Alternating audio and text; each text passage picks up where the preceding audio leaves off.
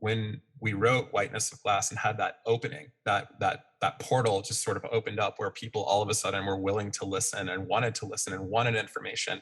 We already had a lot of things planned out. And so through, no matter the intentions, it feels like we had a lot of material that could be applied to that moment. The cultural moment created space for us to step into, and the application of a previous project to come into a field, specifically the field of glass, that was also reckoning and resonating on these questions of how they are complicit, and how the institutions were problematic. You guys really stepped up and supported me, because that's a lot of how I navigate, specifically running a glass focused organization or coming from a glass focused background. The whiteness of glass is being addressed to a particular community, but it really is thinking about that community as a microcosm of a bigger context. And as I kind of mentioned earlier, our projects, like some of these projects happen actually very quickly.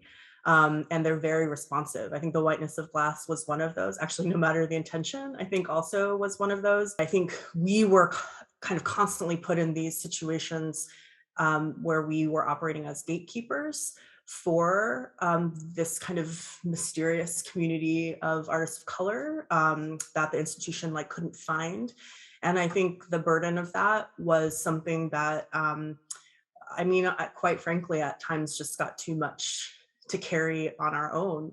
And that's when the support of a group like this is really necessary. I would call us a power ranger, like we're an artist power ranger. And so when we come together, we can just do things and say things in a way that maybe on our own, we wouldn't feel as either safe or enlivened to say. Even as we've embarked on projects like No Matter the Intentions or The Whiteness of Glass, we really resist the potential categorization of these pieces of work as being about consulting for the institution. Like, we're not diversity consultants. We have absolutely no interest in that. I think, we ideally always find ways to eventually loop it back into what feels like is the real core of our work, which is the conversation amongst ourselves with the communities that we're really connected to and feel invested in.